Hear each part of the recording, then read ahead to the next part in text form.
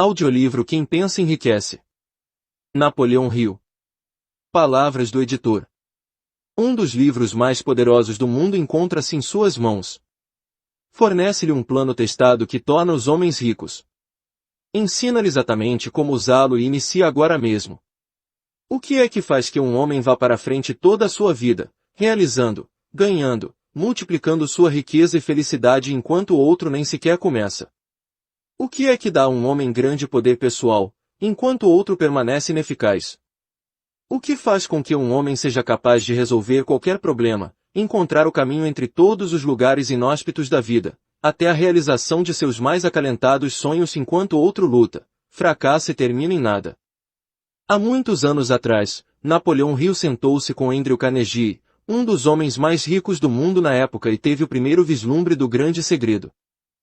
Carnegie incumbiu-o de descobrir como outros usavam esse segredo, para que lhes estudasse os métodos e criasse um único método que pudesse ser dado ao mundo como plano máximo. Pense em Riqueza revela o segredo e fornece o plano. Desde sua publicação, em 1937, muitas edições se esgotaram assim que foram impressas.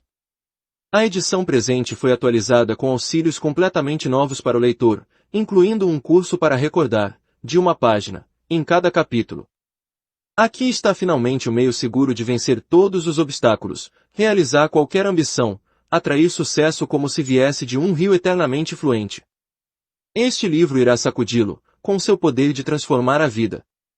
Logo saberá por que certas pessoas adquirem pilhas de dinheiro e felicidade, pois você será uma delas. Prefácio.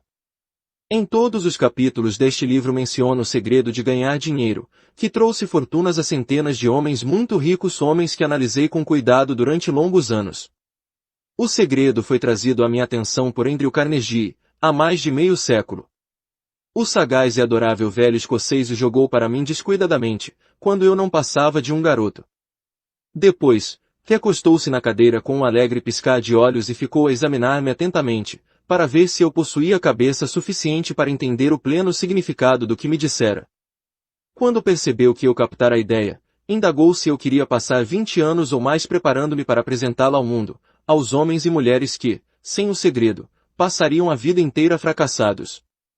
Disse-lhe que o faria e, com a cooperação dele, mantive a promessa. Este livro contém o segredo testado na prática por milhares de pessoas, em quase todos os setores da vida. A ideia de Mr. Carnegie era de que a fórmula mágica, que lhe dera estupenda fortuna, deveria ser colocada ao alcance das pessoas que não dispõem de tempo necessário para averiguar como se ganha dinheiro. Esperava que eu pudesse testar e demonstrar a integridade da fórmula, através da experiência de homens e mulheres, nas várias profissões. Acreditava que se deveria ensinar a fórmula nas escolas e faculdades públicas, expressando a opinião que, se fosse transmitida de maneira certa, revolucionaria a tal ponto todo sistema educativo, que o tempo despendido na escola poderia ser reduzido a menos da metade. Histórias verídicas provam o poder assombroso do segredo. No capítulo que trata da fé, você lerá a surpreendente história da organização da gigantesca United States Steel Corporation, Corporação Americana do Aço, como foi concebida e realizada por um dos jovens através dos quais Mr. Carnegie provou que sua fórmula agiria para os que se acham prontos para ela. Uma única aplicação do segredo, feita por Charles M. Schwab, deu-lhe enorme fortuna, tanto em dinheiro como em oportunidades. Essa determinada aplicação da fórmula valia, aproximadamente, 600 milhões de dólares. Tais fatos são fatos conhecidos de quase todos que conheciam Mr. Carnegie fornecem-lhe uma ideia justa do que a leitura deste livro lhe poderá proporcionar, desde que você saiba o que quer. O segredo foi revelado a milhares de homens e mulheres, que o aplicaram em seu próprio benefício, como planejara Mr. Carnegie. Alguns arranjaram fortunas com ele. Outros o aplicaram com êxito para criar harmonia em seus lares. Um clérigo usou-o com tal eficácia, que lhe rendeu mais de 75 mil dólares por ano. Arthur Nash, alfaiate de Cincinnati, usou seu negócio quase falido como cobaia para testar a fórmula. Conseguiu reanimá-lo, o que trouxe verdadeira fortuna aos donos. Ainda está florescente, embora Mr. Nash já tenha falecido. A experiência foi de tal modo singular, que jornais e revistas lhe dedicaram mais de $1 milhão de publicidade laudatória. O segredo foi transmitido a Stuart Austin Vier, de Dallas, Texas. Ele estava pronto para recebê-lo, tão pronto que abandonou a profissão e foi estudar direito. Teve êxito. Essa história também é contada. Enquanto trabalhava como gerente de propaganda da La Salle Extension University, quando a universidade pouco mais era que um nome, tive o privilégio de ver J. G. Chaplin, seu presidente, empregar a fórmula com tal eficácia, que tornou-la, Salle, uma das maiores escolas populares do país. O segredo a que me refiro foi mencionado nada menos que uma centena de vezes no decorrer deste livro. Não foi diretamente apontado, pois parece agir com mais êxito quando apenas mencionado e deixado à vista, onde os que estão prontos para ele e o estão procurando, possam dele se apossar. Por isso é que Mr. Carnegie o jogou para mim tão tranquilamente, sem nomear especificamente. O segredo fala aos que ouvem. Se você estiver pronto para pô-lo em uso, reconhecerá o segredo pelo menos uma vez em cada capítulo. Gostaria de ter o privilégio de dizer-lhe como saberá quando estiver pronto a recebê-lo, mas isso o privaria de muitos dos benefícios que receberá ao fazer a descoberta a seu modo. Enquanto esse livro estava sendo escrito, meu próprio filho, que então estava concluindo seu último ano da faculdade, pegou o manuscrito do segundo capítulo da obra, o leu, e descobriu o segredo por si mesmo. Ele usou a informação tão efetivamente que galgou diretamente um posto de alta responsabilidade com um salário inicial maior do que aquele que um homem mediano jamais alcançará. Sua história foi brevemente contada no capítulo 2. Quando você ler o livro, talvez desfaça a impressão que possa ter tido, no início da leitura, de que a obra prometia demais. E, também, se alguma vez já se sentiu deprimido, se já teve dificuldades a vencer que pareciam lhe arrancar a própria alma, se já tentou e fracassou, se alguma vez já esteve incapacitado por causa de doenças ou aflições físicas, a história da descoberta do meu filho e do uso da fórmula de Carnegie pode vir a ser como o oásis no deserto da esperança perdida, aquele oásis que você estava procurando. O segredo foi muito empregado pelo presidente Woodrow Wilson durante a Primeira Guerra Mundial. Foi transmitido a todos os soldados que lutaram na guerra, cuidadosamente dosado no treinamento que recebiam antes de ir para o fronte. Contou-me o presidente Wilson que ele foi um forte fator na tarefa de angariar os fundos necessários para a guerra. Uma das coisas interessantes a respeito do segredo é que os que uma vez o adquirem e o empregam, se descobrem literalmente arrastados em direção ao sucesso. Se você duvida, estude o nome dos que o usaram, sempre que forem mencionados, examine você mesmo o histórico dessas pessoas e convença-se. Não existe nada que não custe alguma coisa. O segredo a que me refiro não pode ser obtido sem um preço, embora este seja bem menos que seu valor. Não pode ser adquirido por preço algum por aqueles que não o procuram intencionalmente. Não pode ser revelado, não pode ser comprado por dinheiro, pela simples razão de que se compõe de duas partes. Uma delas já pertence aos que estão prontos para ele. Serve igualmente bem a todos que estão prontos para ele. Educação nada tem a ver com ele. Muito antes de eu nascer, o segredo foi ter as mãos de Thomas A. Edison e ele o aplicou com tanta inteligência que se tornou o maior inventor do mundo, embora só tivesse tido 3 meses de instrução. O segredo passou para Edwin C. Barnes, sócio comercial de Edison. Usou-o com tal eficácia que, embora na época só ganhasse $12 mil por ano, acumulou respeitável fortuna, aposentando-se enquanto ainda jovem. Você encontrará esta história no começo do primeiro capítulo. Irá convencê-lo de que a riqueza não está além do seu alcance, que você poderá ser ainda o que deseja ser, que dinheiro, fama, reconhecimento, felicidade podem ser de todos aqueles que estão preparados e decididos a receber tais bênçãos. Como é que sei dessas coisas? Você terá a resposta antes de terminar o livro. Poderá encontrá-lo no primeiro capítulo ou na última página. Enquanto me ocupava com a tarefa da pesquisa de 20 anos, que empreendi atendendo o pedido de Mr. Carnegie, analisei centenas de homens afamados, muitos dos quais admitiram terem acumulado suas vastas fortunas utilizando o auxílio do segredo de Carnegie. Estes homens afamados representam apenas pequena fração das centenas de americanos famosos, cujas realizações financeiras e outras, provam que os que entendem e aplicam o segredo Carnegie, alcançam elevados postos na vida. Nunca conheci ninguém que, inspirado a usar o segredo, não atingisse sucesso notável na carreira escolhida. Jamais conheci alguém que se distinguisse, ou que acumulasse riquezas de monta, sem estar de posse do segredo. Desses dois fatos tiro a conclusão de que o segredo é mais importante, como parte do conhecimento essencial para a autodeterminação, que qualquer outro que se receba através do que é popularmente chamado de educação. O que é educação, afinal? Isso foi respondido pormenorizadamente. Um momento decisivo em sua vida. Em algum momento, à medida que você lê, o segredo a que me refiro saltará da página e se colocará ousadamente diante de você, se você estiver pronto para recebê-lo. Assim que aparecer, você o reconhecerá. Quer capte o sinal no primeiro, quer no último capítulo, pare um momento, quando ele se apresentar, e faça um brinde, pois a ocasião assinalará o mais importante ponto de mutação de sua vida. Além disso, lembre-se, no decorrer do livro, que ele trata de fatos e não de ficção, sendo seu propósito transmitir a grande verdade universal pela qual todos os que estiverem preparados, possam aprender não apenas o que fazer, mas como fazê-lo. Receberão também o estímulo necessário para começar. Como palavra final de preparação, antes de iniciar o primeiro capítulo, posso oferecer-lhe uma rápida sugestão, que lhe poderá fornecer a pista para reconhecer o segredo de Carnegie. Eia, toda realização, toda riqueza ganha, tem seu início numa ideia. Se você estiver pronto para a revelação do segredo, então você já possui metade dele, por isso, reconhecerá prontamente a outra metade, no momento em que esta estiver diante de sua mente. Napoleão Hill. Pensamentos são coisas. O poder que prenuncia o sucesso é o poder da mente. Como fazer com que a vida diga sim, em vez de não, aos seus planos e ambições? Na verdade, pensamentos são coisas, e coisas bem poderosas quando se unem a propósitos definidos, persistência e um ardente desejo de serem traduzidos em riquezas ou outros objetos materiais. Há alguns anos, Edwin C. Barnes descobriu quanto é verdade que os homens realmente pensam e enriquecem. A descoberta não se deu de uma vez.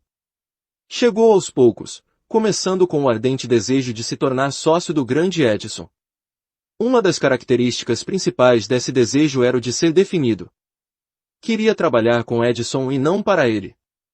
Observe cuidadosamente a descrição de como procedeu para traduzir o desejo em realidade e terá, então, maior compreensão dos princípios que conduzem à riqueza. Quando tal desejo ou impulso passou, pela primeira vez, em sua mente, não se achava ainda em condições de agir. Duas dificuldades se interpunham em seu caminho: não conhecia Edison, nem podia pagar a passagem de trem para East Orange, em New Jersey. Essas dificuldades teriam sido suficientes para desanimar a maioria dos homens, de fazer qualquer tentativa de levar avante o desejo. Mas o desejo que ele nutria não era um desejo comum. Edison olhou para ele. Apresentou-se no laboratório de Edison, anunciando que viera para fazer negócios com o inventor. Referindo-se ao primeiro encontro Barnes-Edison, disse esse último, anos mais tarde. Lá estava ele diante de mim, parecendo um camarada comum, mas havia algo na expressão de seu rosto, que transmitia a impressão de que estava decidido a conseguir o que buscava. Eu aprenderá, em longos anos de experiência com os homens, que quando alguém realmente deseja uma coisa tão intensamente, a ponto de arriscar todo o futuro numa simples jogada para consegui-la, não poderá deixar de ser bem-sucedido. Dei-lhe a oportunidade que pedia, porque percebi que resolvera não arredar pé enquanto não obtivesse êxito. Acontecimentos subsequentes comprovaram que não houvera erro. Não podia ter sido a aparência do jovem que lhe garantirá a oportunidade no escritório de Edison, pois essa era contra ele. O que contou foi o que ele pensava. Barnes não conseguiu ser sócio de Edison na primeira entrevista. O que conseguiu foi a oportunidade de trabalhar nos estabelecimentos de Edison, por um salário bastante insignificante. Passaram-se meses. Aparentemente, nada acontecia que aproximasse o ambicionado objetivo que Barnes se impusera como seu principal propósito absoluto.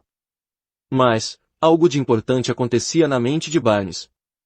Intensificava, constantemente, seu desejo de tornar-se sócio de Edison. Psicólogos acertaram ao dizer que quando alguém está realmente pronto para alguma coisa, essa coisa não deixa de aparecer. Barnes estava pronto para uma sociedade comercial com Edison. Além disso, estava decidido a perseverar nisso até obter o que procurava. Não dizia a si mesmo, bem, o que adianta? Acho que vou mudar de ideia e tentar um emprego de vendedor. O que dizia era, vim aqui para fazer negócios com Edison e atingirei a meta, mesmo que leve o resto de minha vida. E estava mesmo decidido. Que história diferente teriam os homens para contar se adotassem um propósito definido e permanecessem firmes nele até vê-lo transformado em ardente obsessão? Talvez o jovem Barnes não o soubesse na época, mas sua determinação férrea, a persistência em apoiar-se num simples desejo, estavam destinados a vencer qualquer oposição e trazer-lhe a oportunidade que procurava. A oportunidade veio pela porta dos fundos. Quando chegou a oportunidade, apareceu de forma diferente e de uma direção diferente da que Barnes esperava. Este é um dos truques da oportunidade. Tem o hábito astuto de penetrar pela porta dos fundos, disfarçada, por vezes, de desgraça ou de derrota temporária. Por isso, talvez, é que tantos deixam de reconhecê-la. Edison acabará de aperfeiçoar um novo invento para escritório, chamado, na época, de máquina de digitar Edison. Os vendedores não estavam entusiasmados com a máquina. Não acreditavam poder vendê-la sem grande esforço. Barnes sabia que poderia vender a máquina, sugerindo a ele, que imediatamente lhe deu a chance. Conseguiu vendê-la, e tão satisfatoriamente, que Edison lhe deu um contrato de distribuição e vendas de âmbito nacional. Dessa sociedade comercial nasceu a riqueza, em dinheiro, de Barnes, mas ele fez algo infinitamente maior. Provou que se pode, realmente, pensar em enriquecer. Quanto de dinheiro lhe valeu seu desejo original, não posso saber. Talvez lhe trouxesse 2 ou 3 milhões de dólares, mas a quantia, seja qual for, torna-se insignificante comparada à qualidade maior que adquiriu, através do conhecimento de que um impulso intangível de pensamento pode ser transformado em prêmios materiais, aplicando-se os princípios conhecidos. Barnes literalmente pensou numa sociedade com o grande Edison. Pensou numa fortuna. Nada tinha para começar, exceto a capacidade de saber o que queria e a determinação de persistir no desejo até realizá-lo. O homem que desistiu cedo demais. Uma das causas de fracasso mais comuns é o hábito de desistir, quando se é acometido de derrota temporária. Todos são culpados desse erro, numa ou noutra ocasião. Um tio de R. U. Darby foi atingido pela febre do ouro, nos dias da corrida do ouro, e lá se foi para o oeste, para escavar e enriquecer. Nunca ouvirá dizer que mais ouro for extraído dos pensamentos dos homens do que jamais saíra da terra. Fez valer seus direitos e foi trabalhar de pá e picareta. Após semanas de trabalho, foi recompensado pela descoberta do minério reluzente. Precisava de máquinas para trazer o minério para a superfície. Sem alarde, cobriu a mina, refez as pegadas que o levavam à sua casa, em Williamsburg, Maryland, e contou aos parentes e alguns vizinhos do achado. Reuniram dinheiro para as máquinas necessárias e mandaram-nas por navio. O tio e Darby voltaram ao trabalho na mina. O primeiro carro de minério foi extraído e enviado a uma fundição. O que voltou demonstrou que possuíam uma das mais ricas minas de Colorado. Com algumas cargas mais do minério, poderiam saldar as dívidas. Depois viriam os enormes lucros. As perfuratrizes penetraram na terra, enquanto aumentavam as esperanças de Darby e seu tio. Então, algo aconteceu. O veio de minério de ouro desapareceu. Tinham chegado ao fim do arco-íris e o pote de duro não mais estava lá. Continuaram a perfurar, tentando, desesperadamente, encontrar o veio de novo, tudo em vão. Finalmente, resolveram desistir. Venderam a maquinaria a um negociante de ferro velho, por algumas centenas de dólares, e levaram o trem de volta. O dono do ferro velho chamou um engenheiro de minas, para que examinasse a mina e fizesse os cálculos. O engenheiro concluiu que o projeto falhara porque os donos não estavam habituados às linhas falhas. Seus cálculos mostraram que o veio seria encontrado a apenas 1 metro de onde os Darby tinham parado de perfurar. Foi exatamente onde o encontraram. O homem do ferro velho retirou milhões de dólares em minério, da mina, porque foi suficientemente esperto para procurar o conselho de um perito, antes de desistir. Sucesso a um passo além da derrota. Longo tempo depois, Darby recuperou a perda, com grande margem, quando fez a descoberta de que o desejo pode transformar-se em ouro. A descoberta teve lugar depois que entrou no ramo de vendas de seguros de vida. Lembrando-se de que perderá enorme fortuna por ter parado a 3 passos do ouro, Darby lucrou com a experiência, em seu trabalho, pelo método simples de dizer a si mesmo: parei a 3 passos do ouro, mas jamais pararei porque os homens me dizem não, ao meu pedido de que comprem seguro de vida. Darby tornou-se parte de um pequeno grupo de homens que vendem, anualmente, mais de $1 milhão. Deve sua persistência à ação que aprendeu com sua desistência no ramo da mineração do ouro. Antes que o sucesso chegue na vida de qualquer homem, ele encontrará, com certeza, muitas derrotas temporárias e, talvez, algum fracasso. Quando a derrota alcança o homem, a coisa mais fácil e lógica a fazer é desistir. É o que faz exatamente a maioria das pessoas. Mais de 5.000 dos homens de maior sucesso que este país jamais teve, contaram ao autor que seu maior êxito chegou justamente a um passo além do ponto em que a derrota os alcançara. O fracasso é um malandro com aguçado senso de ironia e astúcia. Sente grande prazer em derrotar a pessoa, quando o êxito está quase ao seu alcance. A criança que dominou o homem. Pouco depois que Darby se formou na escola dos golpes duros, decidindo aproveitar a experiência que tivera no ramo da mineração do ouro, teve a sorte de estar presente numa ocasião que lhe demonstrou que um não precisa, necessariamente, significar não. Uma tarde, ajudava o tio a moer trigo num moinho antigo.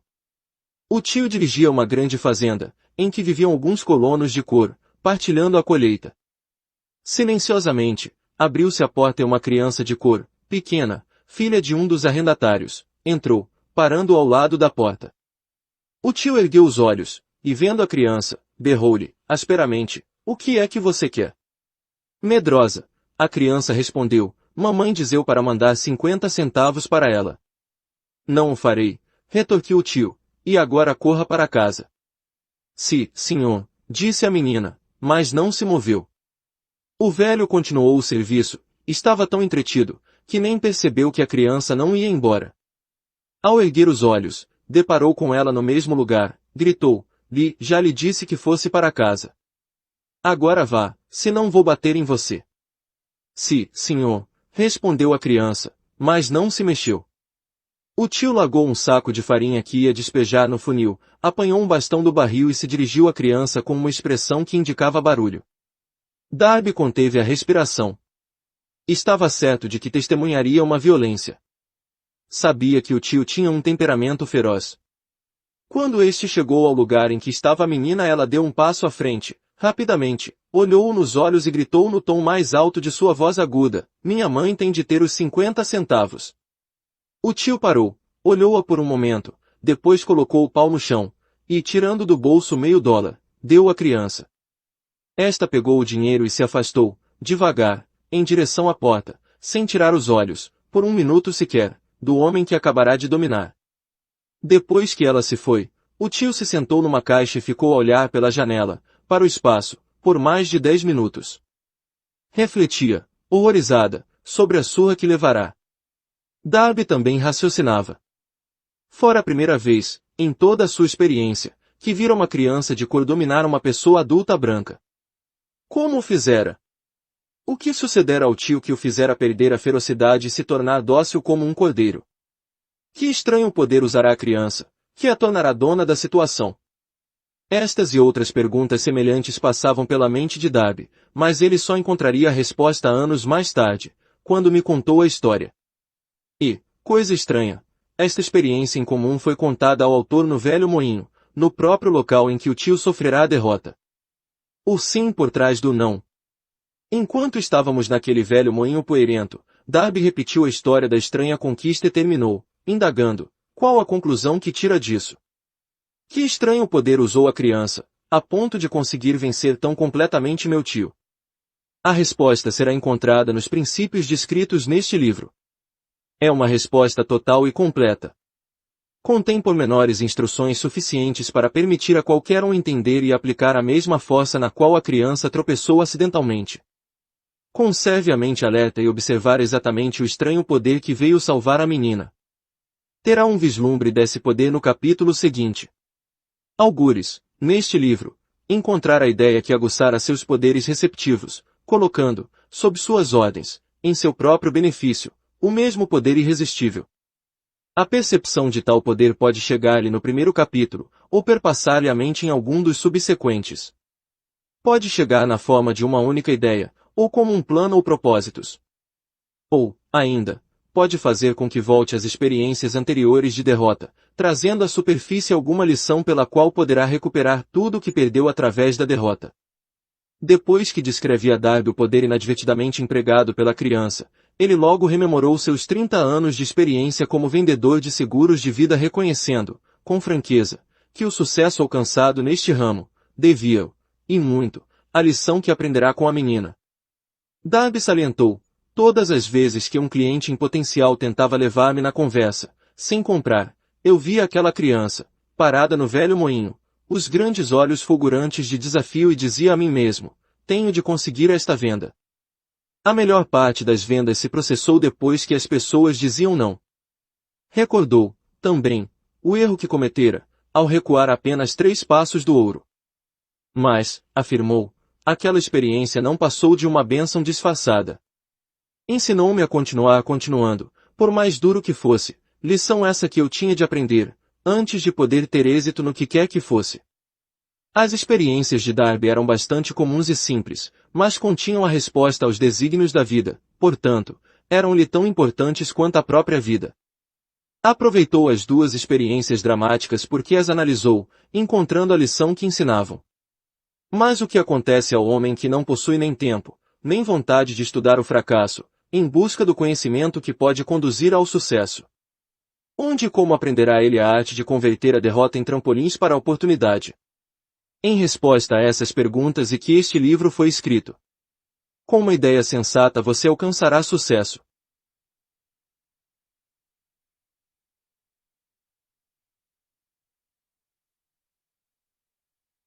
A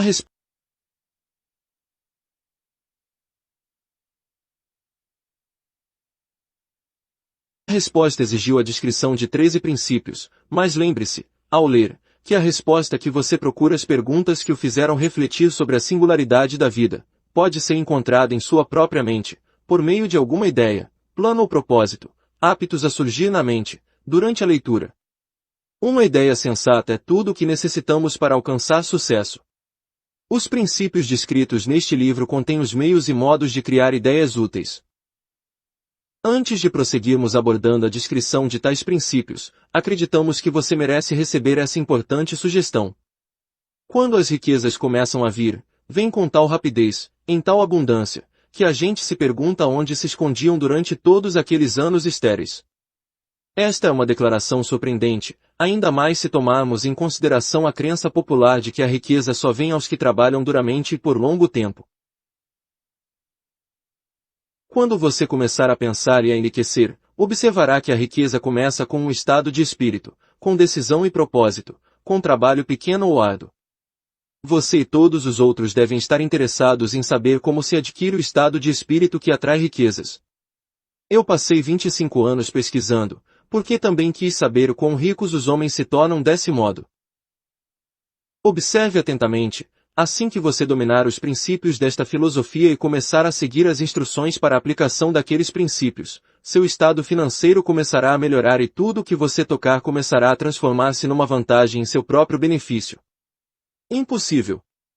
Absolutamente. Uma das principais fraquezas humanas é a familiaridade do homem comum com a palavra impossível. Sabe todas as regras que não dão certo. Sabe todas as coisas que não podem ser feitas. Este livro foi escrito para os que procuram as regras que tornam os outros bem-sucedidos e estão dispostos a arriscar tudo nessas regras. O sucesso chega àqueles que têm a consciência do sucesso. O fracasso vem aos que, com indiferença, se tornam conscientes do fracasso. O objetivo deste livro é ajudar aos que procuram aprender a arte de mudar suas atitudes, de fracasso consciente a sucesso consciente. Outra fraqueza, encontrada em gente demais, é o hábito de medir tudo e a todos, por suas próprias impressões e crenças. Algumas pessoas que lerem isto acreditam que não poderão pensar em enriquecer, porque seus hábitos de raciocínio foram calçados na pobreza, necessidade, miséria, fracasso e derrota. Essa gente infeliz lembra-me um chinês proeminente, que foi à América para ser educado no sistema americano. Frequentou a Universidade de Chicago. Um dia, o presidente Harper encontrou o jovem oriental no pátio, parou para bater um papo com ele, durante alguns minutos, terminando por indagar o que é que mais o impressionara como sendo a característica principal do povo americano. Ora, exclamou o estudante, a estranha forma dos olhos. Vocês têm os olhos puxados. O que dizemos nós dos chineses? Recusamos acreditar naquilo que não compreendemos. Cremos, tolamente, que nossas próprias limitações são a medida certa das limitações. Certamente os olhos dos outros estão puxados, porque não são iguais aos nossos. O quero e o obterei. Quando Henry Ford decidiu produzir seu famoso motor V8, quis construir um motor com todos os 8 cilindros colocados num só bloco. Deu aos engenheiros as instruções necessárias para fazer um projeto da máquina. O desenho foi feito no papel, mas os engenheiros concordaram, unanimemente, em que era impossível engastar um motor de 8 cilindros numa só peça. Ford disse, façam-no de qualquer maneira. Mas, replicaram, é impossível. Continuem, ordenou Ford, e permaneçam no serviço até conseguirem, não importa quanto tempo leve. Os engenheiros continuaram. Nada mais lhes restava fazer senão permanecer no quadro da Ford. Passaram-se 6 meses e nada aconteceu. Outros 6 meses se passaram e ainda. Os engenheiros tentavam todos os planos concebíveis para executar as ordens, mas a coisa parecia fora de dúvida, impossível. No fim do ano, Ford conferenciou com os engenheiros, que novamente lhe informaram que não tinham encontrado jeito de executar-lhe as ordens. Vão em frente, teimou Ford. Quero e obterei, prosseguiram, então, e como por passe de mágica o segredo foi descoberto. A determinação de Ford vencera mais uma vez. Talvez esta história não tenha sido descrita com absoluta precisão, mas em resumo e no conteúdo, está correta. Tire suas deduções, você que quer pensar em enriquecer, do segredo dos milhões Ford, se puder não será preciso procurar muito. Henry Ford foi um sucesso, porque entendeu e aplicou os princípios do sucesso. Um deles é o desejo, o conhecimento do que se quer. Lembre-se da história de Ford enquanto leia e assinale as linhas nas quais o segredo de sua estupenda realização foi descrita. Se puder fazê-lo, se puder apontar o determinado grupo de princípios que tornaram Henry Ford rico, você poderá igualar-lhe os feitos, em quase qualquer dos ramos para os quais tem vocação. Um poeta percebeu a verdade. Quando Henley escreveu estas linhas proféticas, sou o dono do meu destino, capitão da minha alma, deveria ter nos informado que se somos donos do nosso destino e capitães da nossa alma é porque temos o poder de controlar nossos pensamentos. Deveria ter nos contado que nosso cérebro fica magnetizado pelos pensamentos dominantes que abrigamos na mente e que, por meios que não são familiares a nenhum homem, esses imãs atraem para nós as forças, pessoas, circunstâncias da vida que se harmonizam com a natureza dos nossos pensamentos dominantes. Deveria ter nos contado que, antes de podermos acumular riquezas em abundância, devemos imantar nossas mentes com um desejo intenso de riquezas, devemos tornar-nos desejosos de dinheiro, até que esse desejo nos leve a criar planos definidos para adquiri-lo. Mas, sendo poeta e não filósofo, Henley contentou-se em declarar a grande verdade em forma poética, deixando aos que o seguiram a interpretação filosófica de suas linhas. Pouco a pouco a verdade se revelou, até que agora parece certo que os princípios descritos neste livro contêm o segredo do domínio de nosso destino econômico. Um jovem compreende seu destino. Estamos prontos, agora, a examinar o primeiro destes princípios. Mantenha o espírito aberto e lembre-se, ao ler, de que não são invenção de ninguém em particular. Os princípios funcionaram para muitos. Você poderá empregá-los em seu próprio e duradouro benefício. Achará fácil e não difícil fazê-lo. Há alguns anos, fiz o discurso de formatura no Salem College, em Salem, na Virgínia Ocidental. Salientei o princípio descrito no capítulo seguinte, com tal intensidade, que um dos membros da classe de bacharelandos apropriou-se dele completamente, tornando-o parte de sua própria filosofia. O jovem se tornou deputado e fator importante na administração Franklin D. Roosevelt. Escreveu-me uma carta, que tão claramente refletia sua opinião sobre o princípio esboçado no capítulo seguinte, que resolvi publicá-la, como introdução ao referido capítulo. Fornece uma ideia das compensações futuras.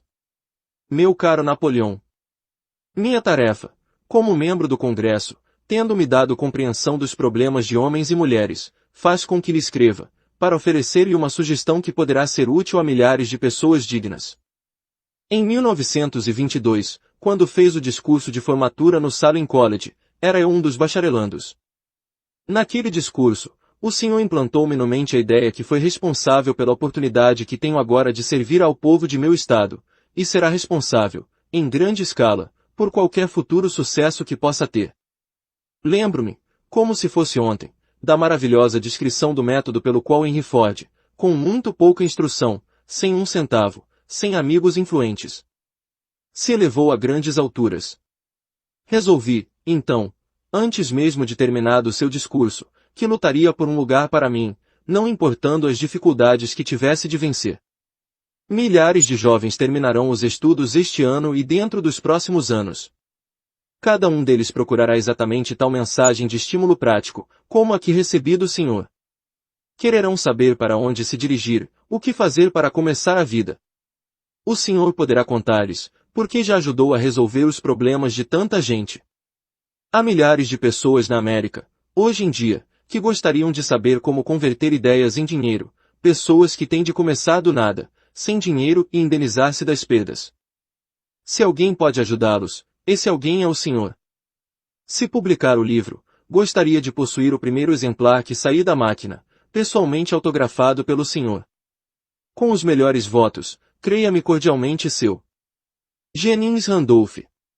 35 anos depois de ter feito o discurso, tive o prazer de voltar ao Salem College em 1957 fazer o discurso especial de despedida, por ocasião da formatura da turma.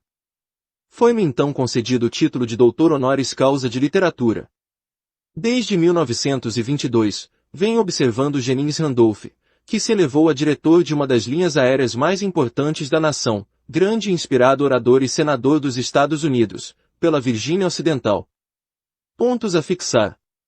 Tal qual Edwin Barnes, um homem pode estar mal vestido e sem dinheiro, mas seu desejo ardente poderá trazer-lhe a oportunidade de sua vida. Quanto mais você trabalhar na direção certa, mais próximo estará do sucesso. Muita gente desiste quando o sucesso está a seu alcance. Deixam-no para que outros o arrebatem. Propósito é a pedra angular, de qualquer realização, grande ou pequena. Um homem forte poderá ser derrotado por uma criança que tenha o propósito. Mude seus hábitos de pensar sobre o significado de sua tarefa e conseguirá, muitas vezes, alcançar o aparentemente impossível. Como Henry Ford, você poderá transmitir aos outros sua fé e persistência e conseguir fazer bem o impossível. Tudo que a mente humana pode conceber e acreditar, poderá alcançar.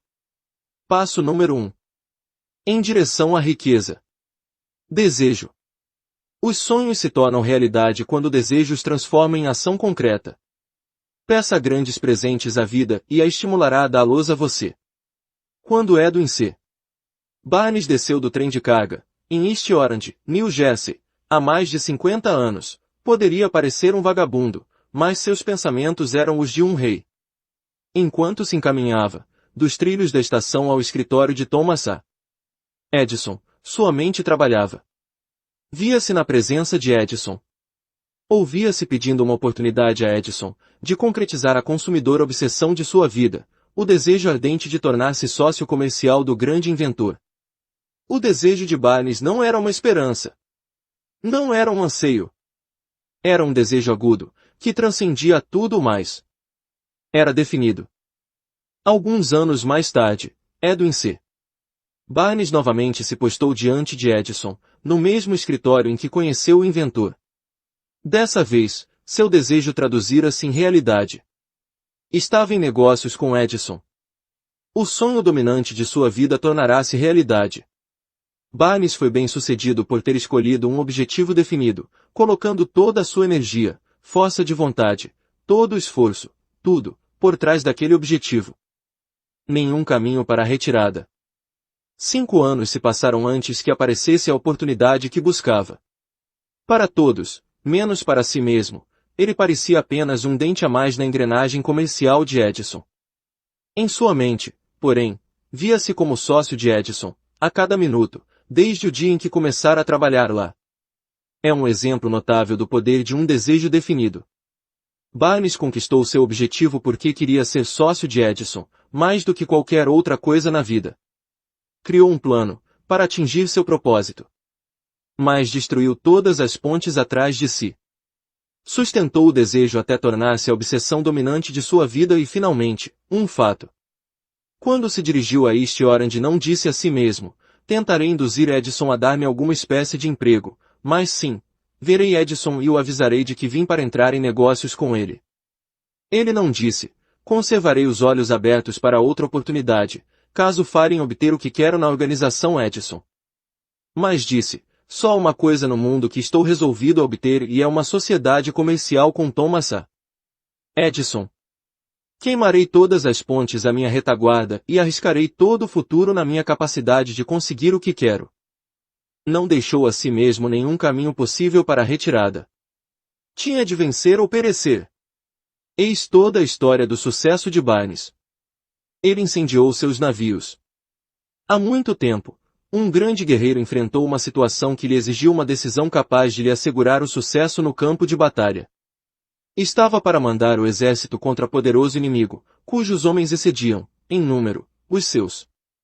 Embarcou os soldados nos navios, navegou para o país inimigo, desembarcou homens e equipamento, dando então a ordem de atear fogo aos barcos, que os tinham transportado. Dirigindo-se aos homens, antes da primeira batalha, disse ele: vocês estão vendo os barcos em chamas. Isso significa que não podemos deixar essas praias, vivos, a não ser que ganhemos. Não temos escolha agora, vencemos. Ou perecemos. Venceram. Toda pessoa que vence numa iniciativa, deve estar pronta a atear fogo aos seus navios, cortando todas as retiradas. Somente assim procedendo é que se pode ter certeza de um estado de espírito conhecido como ardente desejo de vencer, o que é essencial ao sucesso. Na manhã seguinte ao grande incêndio de Chicago, um grupo de comerciantes estava na rua State, vendo os escombros fumegantes do que tinham sido suas lojas. Fizeram uma conferência para resolver se tentariam reconstruir, ou se deixariam Chicago, para começar outra vez, numa parte mais promissora do país. Chegaram à decisão todos, exceto um de deixar Chicago. O comerciante que resolvera ficar e reconstruir apontou o dedo para as ruínas de sua loja e disse: senhores, nesse mesmo lugar construirei a maior loja do mundo, não importando quantas vezes ela possa incendiar-se. Isso foi há quase um século. A loja foi construída. Lá está ela hoje, monumento altaneiro ao poder do estado de espírito conhecido como desejo ardente. Teria sido muito mais fácil para Marshall Field fazer o que seus colegas comerciantes fizeram. Quando as coisas ficaram pretas e o futuro parecia sombrio, arrumaram as malas e foram para onde as coisas pareciam mais fáceis. Note bem a diferença entre Marshall Field e os outros comerciantes, porque é a mesma diferença que distingue praticamente a todos os que têm êxito, dos que fracassaram. Todo ser humano que alcança a idade da compreensão do propósito do dinheiro anseia por ele. Ansiar não traz riquezas, mas desejá-las num estado de espírito que se torna obsessão, planejar modos e meios definidos para adquiri-las, sustentar os planos com persistência que não reconhece o fracasso, trará riquezas.